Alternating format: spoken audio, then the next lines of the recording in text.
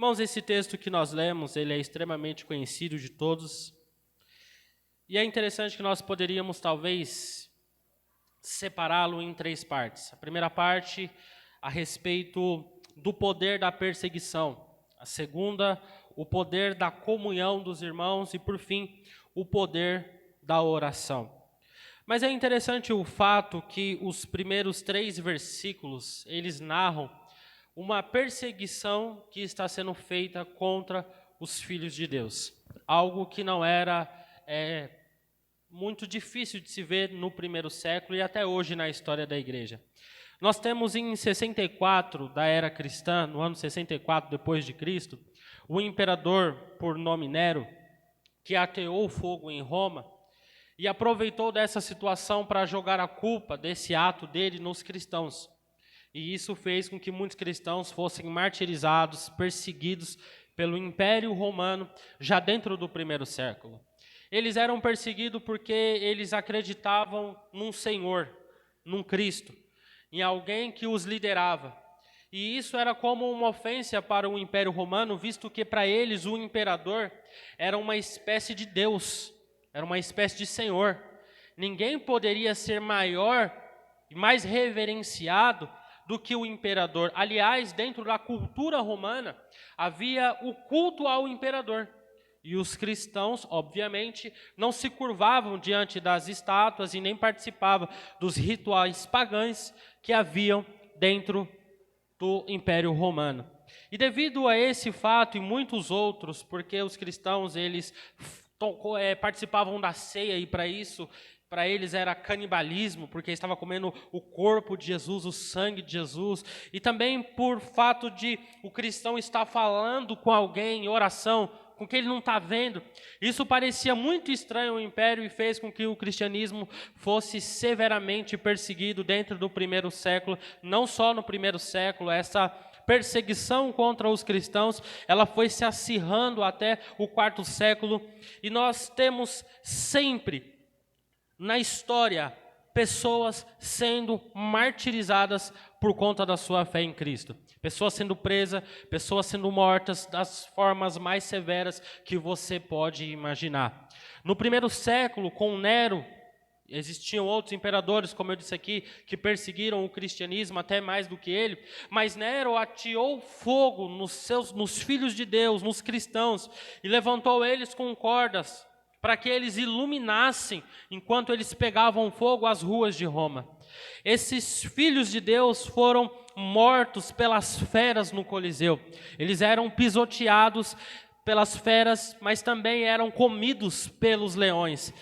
Esses servos de Deus foram colocados em lugares aonde o corpo dele ficava, e como se fosse uma porta, ficava fechando neles algumas coisas que iam entrando dentro do corpo deles, e isso fazia com que eles tivessem uma morte lenta e agonizante. E eu não estou contando isso aqui para que você se entristeça, não estou contando isso aqui para que você fique deprimido, não. Eu estou contando isso aqui para mostrar qual é a realidade da igreja verdadeira. A igreja verdadeira não é amada pelo mundo. A igreja verdadeira não é reconhecida pelo mundo. A igreja verdadeira não é admirada pelo mundo. Aliás, se uma igreja, se uma instituição que tem o nome por igreja, ela tem um relacionamento muito amigável com o mundo, possivelmente não é o evangelho que ela está pregando, não é o cristianismo verdadeiro que ela está vivendo. Porque quando se prega, quando se vive o verdadeiro cristianismo, há perseguições contra a igreja. Em Mateus capítulo 24, Marcos capítulo 13, Lucas capítulo 21, Jesus em seu sermão profético a respeito das últimas coisas que aconteceriam, a respeito do fim dos tempos, ele disse que nos entregariam para sermos mortos, presos, nós seríamos odiados por todas as gentes, nós seríamos perseguidos por causa do evangelho. Jesus, no seu sermão da montanha, no seu sermão mais conhecido, no seu sermão mais popular, no sermão onde ele traz mais lições aos seus filhos, Mateus capítulo 5, ele diz que os cristãos seriam perseguidos, mas que eles tivessem bom ânimo, porque os profetas também foram perseguidos. Sofrer perseguição, sofrer com a pressão da sociedade, faz parte da história da igreja. Se você analisar o texto que nós lemos comigo, o primeiro versículo diz que Herodes, e Herodes aqui não é um nome próprio, é um título de um rei, de um governante, ele estendeu as mãos sobre alguns da igreja para os maltratar. A intenção dele era maltratar os cristãos. Versículo 2, e matou a espada Tiago. Então, no primeiro versículo, você vê ele maltratando. No segundo versículo, ele matando. E, por fim, no terceiro versículo, e vendo que isso agradara aos judeus, continuou mandando prender também a Pedro. Ou seja, nós vemos ele maltratando, matando e prendendo os servos de Deus. Mas sabe o que é mais extraordinário? Esses atos do rei Herodes contra a igreja não parou a igreja. Ele está perseguindo, ele está maltratando, ele está mandando prender, mas a igreja estava reunida em um lugar, orando ao Senhor, pedindo para que ele livrasse Pedro. Porque as perseguições e as provações não têm o poder de parar os verdadeiros cristãos. Diante da luta, diante da prova, diante das perseguições, diante das adversidades, diante da tristeza, diante do incompreensível, a igreja marcha, a igreja continua, a igreja avança, a igreja não para, porque as portas do inferno não podem prevalecer contra a igreja verdadeira. Se você está passando um momento de dificuldade, se você está passando um momento onde você não compreende muitas coisas que estão acontecendo, continue, avance. A igreja verdadeira não para diante das situações difíceis. Mesmo com toda a situação, eles estavam reunidos na casa da Maria, orando para que Deus libertasse Pedro. E a igreja verdadeira não pode desanimar e parar diante das batalhas que ela vai enfrentar durante a sua caminhada na terra. Mas ela precisa compreender que ela é guiada pelo Espírito Santo e guardada pelo Senhor Jesus Cristo. Fazem 2000 anos e dia após dia o cristianismo vem sendo perseguido e ele só vai crescendo, porque é Deus quem cuida da sua igreja, meus irmãos. As perseguições não podem e não têm o poder de acabar com aqueles que realmente reconhecem que Jesus Cristo é o Senhor. A perseguição não faz isso, pelo contrário. As perseguições, elas inclusive fazem com que haja uma purificação na igreja. Como assim, Samuel? Porque só fica quem é verdadeiro. Só fica quem realmente reconhece Jesus como Senhor. Só fica quem realmente quer um compromisso com Deus. A perseguição vai purificando a igreja. Segundo, a perseguição vai fazendo com que os cristãos sejam cada vez mais dependentes de Deus e menos apegados com as coisas desse mundo. As perseguições nos fazem entender que o nosso lar não é aqui nessa terra, o nosso lar é na glória junto com o nosso Senhor e Salvador Jesus Cristo. As perseguições, elas servem para que os cristãos amadureçam na fé. Hoje nós temos um fenômeno dentro da igreja, que é aqueles que foram feridos pela igreja. E eu reconheço que há momentos e que há falas que não foram adequadas, que ferem pessoas, que machucam pessoas e tudo mais, mas isso não vai ser possível você utilizar como desculpa diante do Senhor Jesus Cristo. Ah, Senhor, mas eu não te obedeci a minha vida toda, porque eu fui um dia na igreja, os caras falaram um negócio lá que eu não gostei, me trataram de um jeito que eu não achei adequado, isso não vai servir como desculpa.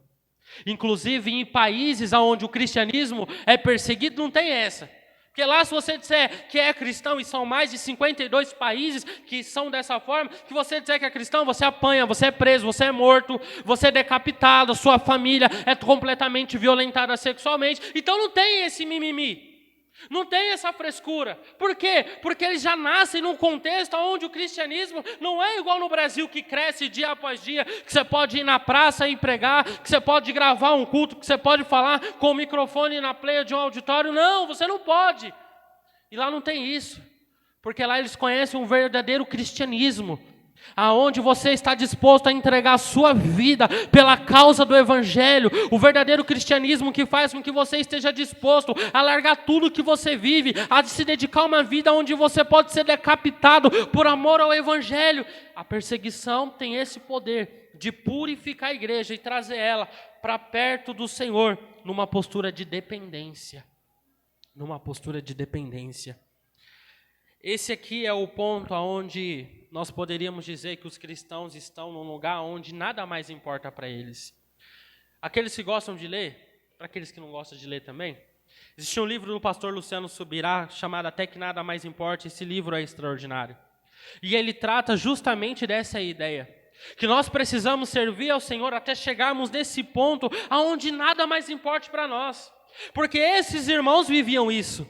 Eles viviam esse cristianismo, aonde Cristo era a coisa mais importante para eles, aonde a mensagem do Evangelho era a coisa mais presente na vida deles, aonde viver a fé cristã era a vida e a obra desses homens.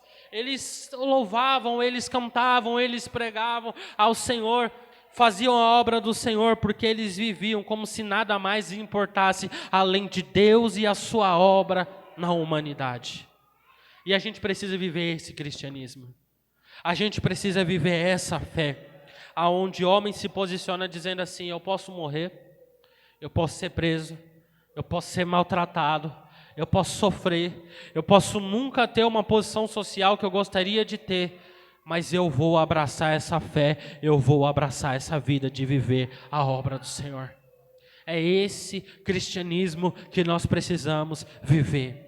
E em nome de Jesus nós viemos para um culto como esse, para todos os outros cultos, para a gente evoluir, para a gente crescer, porque vamos ser sinceros, irmão, às vezes pequenas coisas, às vezes pequenos problemas na nossa vida, pequenas dificuldades, faz com que a gente se destoie completamente daquilo que Deus quer para nós. Mas em nome de Jesus, hoje é uma noite de avivamento aqui na igreja, aonde em nome de Jesus escamas vão cair dos olhos e a gente vai entender que o cristianismo não é brincadeira, meus irmãos. Não é brincadeira. Você já parou para pensar que nós temos essa liberdade aqui no Brasil, mas a gente pode uma hora ou outra perder? Você já parou para pensar que você poderia às vezes ser um pouco mais ativo na igreja e não é, e se vir uma perseguição, você não vai conseguir de jeito nenhum? Você já parou para pensar que seus filhos podem ter dificuldades na escola e na sociedade porque ele é cristão? E isso faz com que a gente entenda que o cristianismo é algo sério, que viver para o Senhor é algo sério. Mas o povo de Deus, mesmo sendo o povo mais perseguido da história, é o povo mais feliz da história, porque ele está nas mãos do Deus Todo-Poderoso. Esse texto mostra o povo sendo perseguido. E sendo perseguido por Herodes, o versículo 3 diz que como matar Tiago faz com que os judeus se alegrem, ele manda prender a Pedro, para que Pedro também seja morto. Ou seja, é um rei, é um governante que persegue o povo de Deus, e a sociedade se alegra em ver o povo de Deus sendo perseguido. Se alegrou, não pensa você não que o mundo nos ama, porque a Bíblia diz que o mundo nos odeia. Mas o versículo 4 diz que, havendo-o prendido, o encerrou na prisão, entregando a 4 quartetos de soldados, 16 soldados, para que o guardasse, querendo apresentá-lo ao povo depois da Páscoa. Essa é a expectativa de Herodes. Mas Deus é especialista em frustrar as expectativas daqueles que vão contra a igreja. O apóstolo Paulo estava com a expectativa de chegar em Damasco com cartas que faria com que ele pudesse prender cristãos. No meio do caminho, a Bíblia diz que subitamente o cercou um resplendor de luz do céu. E ele ouviu uma voz que dizia: Saulo, Saulo, por que me persegues? Aquele é o momento da conversão dele. A expectativa é: eu vou chegar lá com essa carta, eu vou apresentar na sinagoga, eles vão permitir com que eu persiga a seita do cristianismo, e está tudo certo, é o que eu quero. Deus frustrou a expectativa dele. Assim como frustrou a expectativa de Herodes nisso aqui. Por quê? Porque só morre um cristão se Deus permitir. Só ataca a igreja se Deus permitir. Não é o governo, não é a sociedade, não é um sistema que governa a igreja. A igreja é governada e direcionada pelo Espírito Santo de Deus. É Deus que governa sobre a sua igreja. Nesse texto nós vemos o Herodes achando que ele pode fazer o que ele quiser com os cristãos. E Jesus está mostrando que quem manda na igreja não é pastor, não é governante, não são pessoas, é o Senhor Jesus Cristo que comanda a sua igreja. A igreja está sendo extremamente perseguida, essa é a realidade até os dias de hoje. Mas o versículo 5 diz que Pedro, pois, era guardado na prisão, mas a igreja fazia contínua oração por ele a Deus. A sentença já estava dada. Pedro vai morrer após passar a festa dos asmos, que é junto com a festa da Páscoa. Passou esse momento para os judeus, a gente mata Pedro para a sociedade continuar se alegrando com a morte dos cristãos. Essa é a expectativa de Herodes, a sentença está dada. E muitas pessoas, num momento como esse, diriam assim, a sentença está dada, então não tem o que fazer. Se já foi decretado, não há mais o que fazer. Mas para os cristãos não é assim. O médico dá um diagnóstico, a gente continua orando, porque a gente sabe que Deus pode reverter. O juiz deu uma sentença, a gente continua orando, porque a gente sabe que Deus pode reverter. As pessoas têm uma sentença, como fizeram com Jairo, não incomode mais o mestre, a sua filha já está morta, não tem mais o que fazer. E Jesus olha para Jairo e diz, não temas, crê somente. Em outras palavras, o que manda não é o que eles estão dizendo, o que manda é o que eu estou dizendo a respeito dessa situação. É Deus que comanda a nossa vida, meus irmãos. A igreja de Jesus Cristo está guardada por Ele, está nas mãos dEle. E só acontece com a igreja dEle o que Ele permitir que ocorra, que aconteça. A igreja tem essa postura de acreditar que o sobrenatural pode reverter toda e qualquer situação. Nós não podemos perder isso de vista. Nós não podemos perder esse hábito de orar para que Jesus mude sentenças e mude situações, porque se a gente se acomodar, a gente não vai ver a ação de Deus. Mas se nós tivermos uma postura de inconformismo e orar, e interceder, e buscar, e clamar, Deus pode fazer coisas extraordinárias acontecer.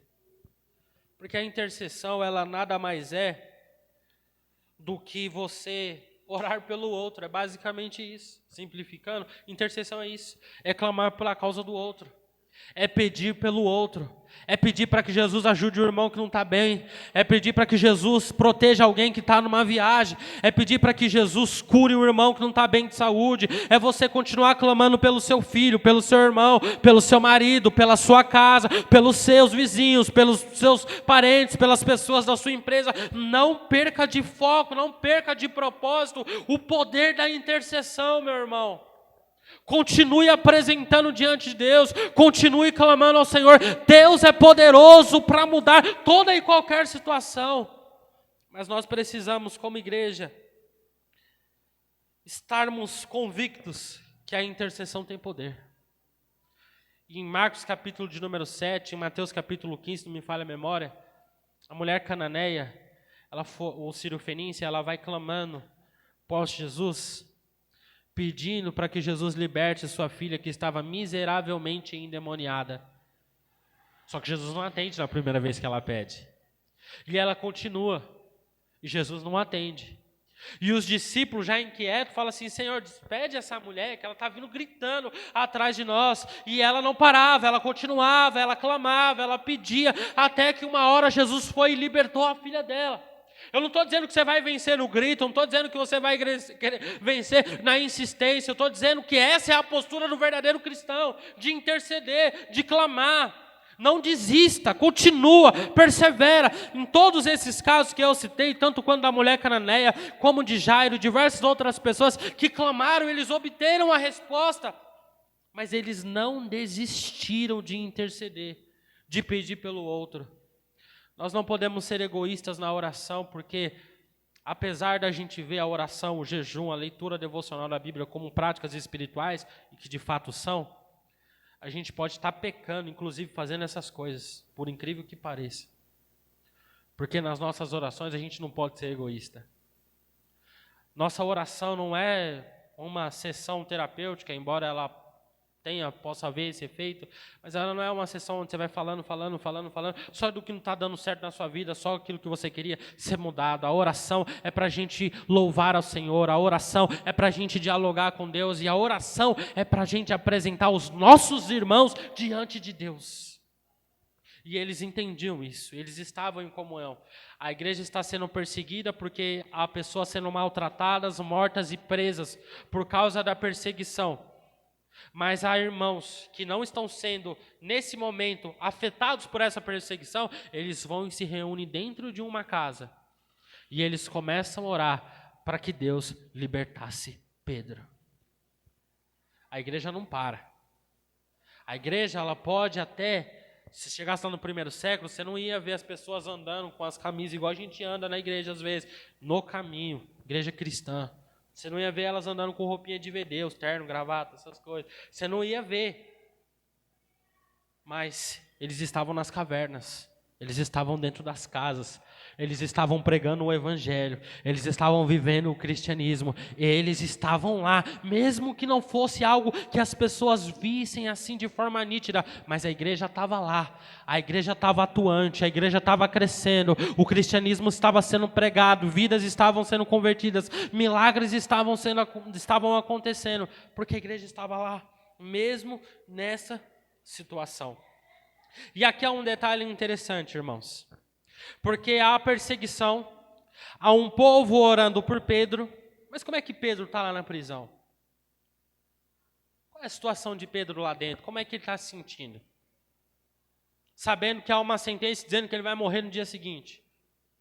Sabendo que alguém já foi morto, que Herodes não está de brincadeira, sabendo que o cristianismo está sendo atacado, sabendo que lá em João capítulo 21, Jesus havia dito que quando ele ficasse velho, iriam pegar pela mão dele, iriam levá-lo a lugar que ele não queria ir, e Jesus falava isso a respeito da morte com que ele haveria de glorificar a Deus, é o que o texto diz, sabendo de todos esses fatos, como é que ele está na prisão?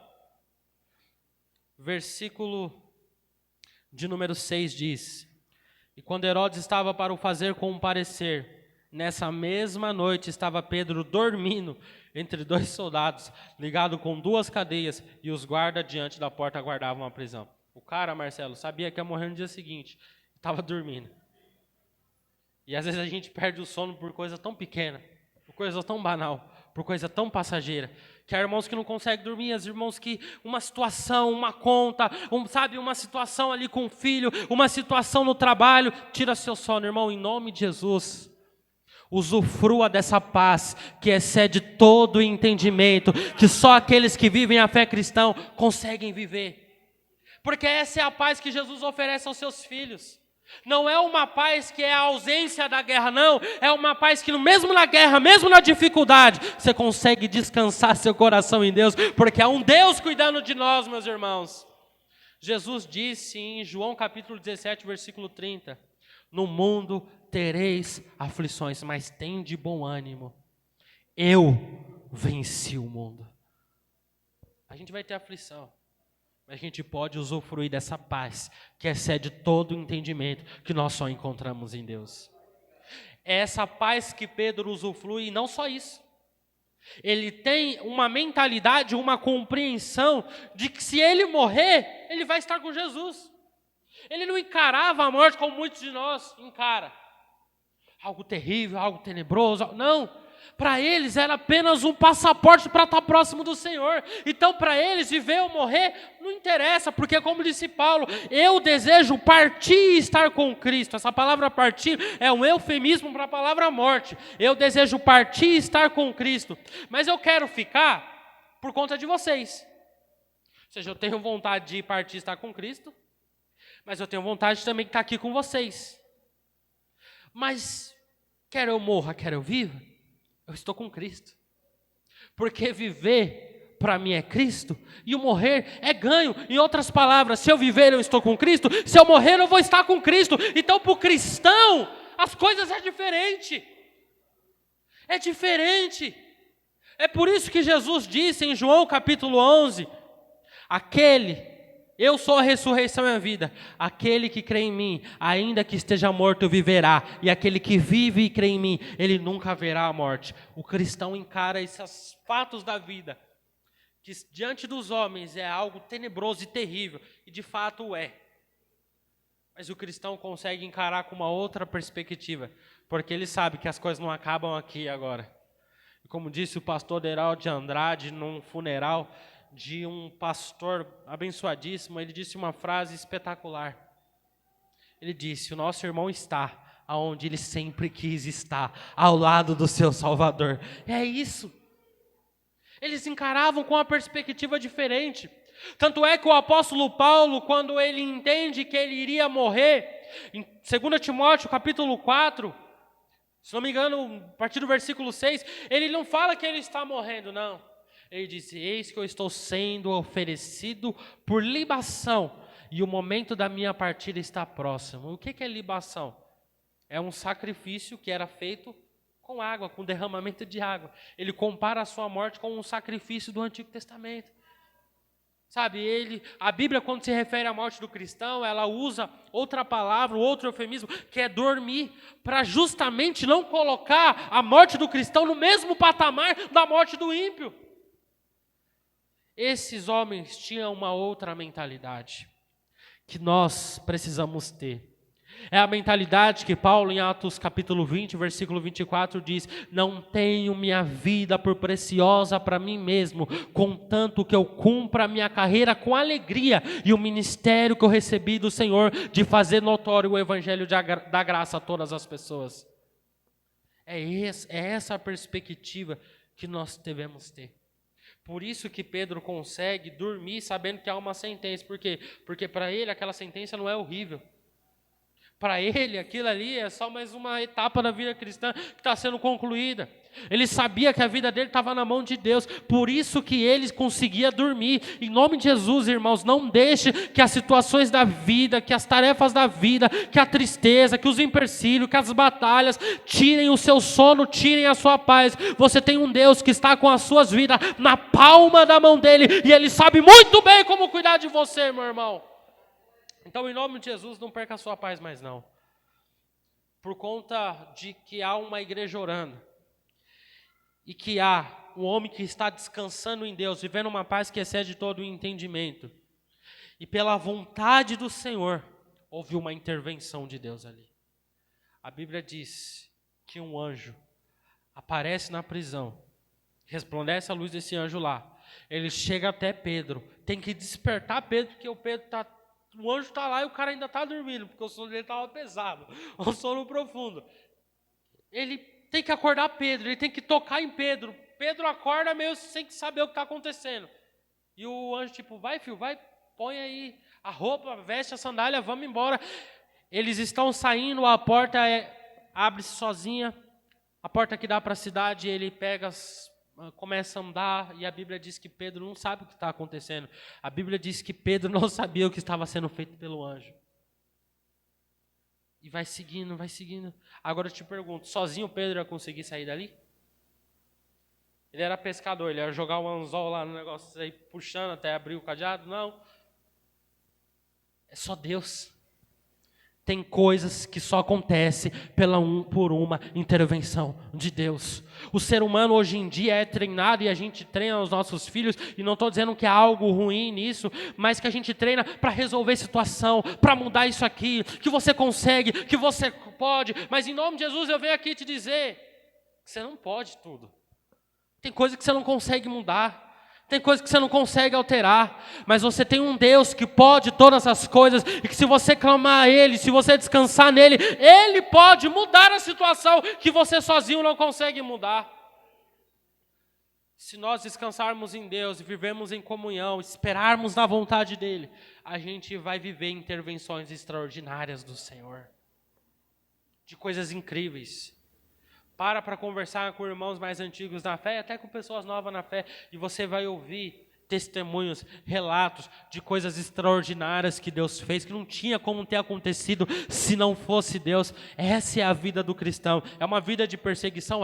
Mas é essa vida de ter uma paz que excede todo entendimento, de ter um Deus que cuida de você, de ter uma expectativa e uma esperança futura.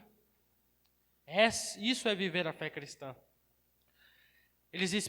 O Pedro experimenta da intervenção de Deus, e quando ele já está indo em direção, ele estava seguindo a direção na rua, versículo 11 diz, e Pedro, tornando a si, disse, agora sei verdadeiramente que o Senhor enviou o seu anjo, e me livrou da mão de Herodes, e de tudo que o povo dos judeus esperava. Só depois ele foi se ligar o que estava acontecendo.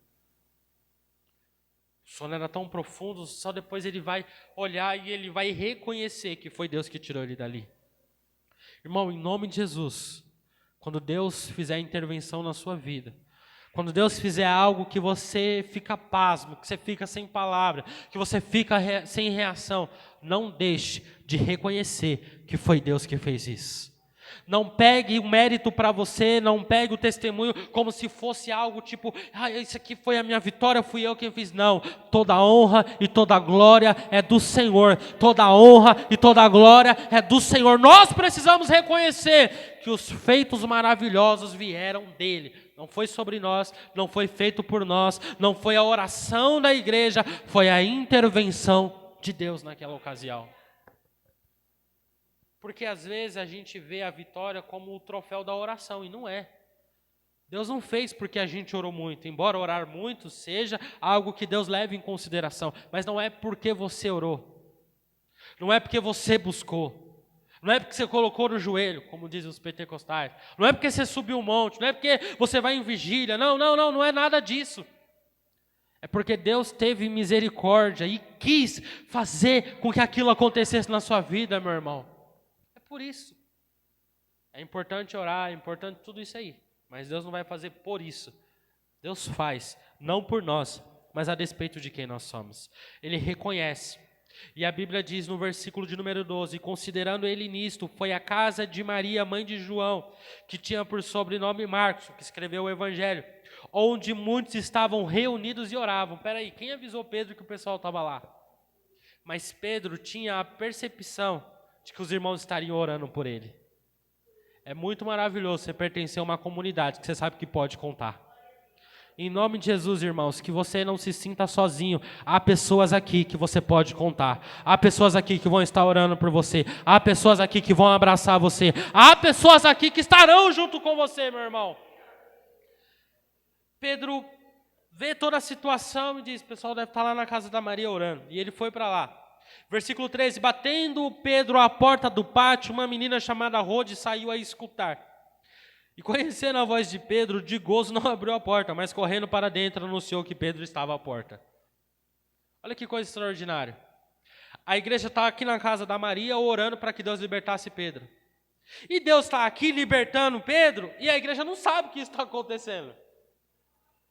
A igreja está de um lado orando para que Deus libertasse Pedro, o milagre já tinha acontecido, Pedro já estava vindo, a menina já estava ouvindo Pedro, não abriu a porta, voltou porque estava feliz. Mas olha que coisa extraordinária, Deus já estava trabalhando, mesmo ela não vendo. O resultado da oração já estava vindo, mesmo a igreja não vendo. Irmãos, há coisas que você pode não ter visto, mas Deus já está trabalhando, Deus já está fazendo, Deus já está operando, Deus já está colocando as mãos, Deus já está trabalhando no coração, Deus já está fazendo algo, Deus já está trabalhando, mesmo que você ainda não esteja vendo. Porque nós somos muito visual, a gente precisa estar vendo, a gente precisa estar pegando, a gente precisa estar contemplando, a gente quer estar no controle da situação. E Deus está libertando Pedro, a igreja não sabe, mas a igreja está orando. Mas o milagre já estava vindo em direção. Em nome de Jesus, receba essa palavra de Deus hoje para o seu coração. Você pode não estar vendo, mas o milagre já está vindo na sua direção. A resposta da oração já está vindo na tua direção, meu irmão. E aí, Deus confirma a fé de Pedro, porque Pedro ele reconhece que foi Deus quem fez aquilo. Mas Deus também está confirmando aqui a fé da igreja. Porque ela está orando por Pedro, e quando Pedro bate na porta, é a igreja vendo a resposta da sua oração. É a igreja vendo a resposta da sua oração. E é tão maravilhoso quando a gente começa a ver, contemplar as respostas das nossas orações. E eu vim aqui hoje, em nome de Jesus, te incentivar a continuar orando, a continuar buscando a Deus, a continuar servindo ao Senhor, trabalhando do jeito que você trabalha, se empenhando do jeito que você se empenha, com o coração que você tem na obra do Senhor, porque Deus te trará à vista a resposta das suas orações. A igreja contempla. E a Bíblia diz que Pedro teve que perseverar em bater, porque a menina ficou feliz, voltou para avisar que Pedro estava na porta, e todo mundo falou assim, não deve ser ele. Já aconteceu isso com você, está orando por uma situação, acontece, você fala, não é possível que aconteceu. Está orando, está com fé, está pedindo, acontece, não é possível. É o anjo dele que está aí fora. Mas a Bíblia diz que ele perseverou em bater, e até que eles abriram a porta e viram Pedro. A Bíblia diz que Pedro fez um sinal para que todo mundo se calasse, não sei que sinal é esse, não sei se ele fez assim, não sei se ele fez assim. Ele fez um sinal para que todo mundo se calasse, ele entra, e ele começa a testemunhar daquilo que Deus fez. E aqui eu concluo. Se prepara, meu irmão, para você contar o testemunho daquilo que Deus vai fazer na sua vida. Não deixe de contar os feitos do Senhor na sua vida. Não deixe de falar para as pessoas o que Jesus tem feito na tua vida, o como Ele tem te ajudado, como Ele tem te abençoado, da onde Ele te resgatou. É por isso que eu amo muito o irmão Fernando, quando ele chega aqui na igreja e ele faz questão de falar de onde Deus tirou ele, ele faz questão de falar daquilo que Deus fez na vida dele. Por quê? Porque a gente tem que testemunhar os feitos de Deus na nossa vida, meu irmão. Porque às vezes o camarada não vai dar ouvido se você chegar lá citando um monte de versículo para ele. Mas se você chegar diante dele e ele ver sua vida transformada, você falar assim, ó, olha o que Deus fez na minha vida, ele vai começar a enxergar de forma visual o maior milagre que Deus faz na terra, que é a conversão de um pecador. A gente precisa estar pronto a testemunhar os feitos do Senhor por nós. Versículo 17, e acenando-lhe ele com as mãos para que se calassem, contou-lhes como o Senhor o tirara da prisão e disse, anunciai isso a Tiago e aos irmãos, e saindo partiu para outro lugar. Ele testemunhou, ele contou aquilo que Deus havia feito. E aqui eu concluo. Uma igreja que mesmo diante das adversidades entende o poder e a responsabilidade da intercessão e descansa em Deus, ela vive as intervenções do Senhor. Uma igreja que diante das perseguições, das situações difíceis, entendem a importância da comunhão, da intercessão e do descansar em Deus, ela vai viver coisas extraordinárias, ela vai viver a intervenção do Senhor. É isso, a vida cristã não é fácil. A vida não é fácil. Como o pessoal brinca, né? A vida não é um morango. Não é fácil. Tem dias difíceis, tem batalhas. E para os cristãos existem batalhas espirituais, existem situações difíceis, existem coisas que acontecem na sua vida, que acontecem justamente por você ser um cristão. Mas você pode, irmão, usufruir dessa paz que excede todo o entendimento. Você pode não estar na situação do Pedro, mas você pode talvez estar na posição daquele que está intercedendo. Em alguma posição você vai estar. Ou daquele que está precisando da oração, ou daquele que vai estar orando, ou do cara que está preso, mas está descansando em Deus, mas em alguma posição que você está. Mas não perca a sua identidade como igreja. Não perca de vista o Deus que você serve. Não perca de vista aquilo que Deus pode fazer. Amém, meus irmãos? Vamos estar em pé, vamos orar ao Senhor. O grupo de louvor pode louvar Jesus com ele? Pode? Então, bora.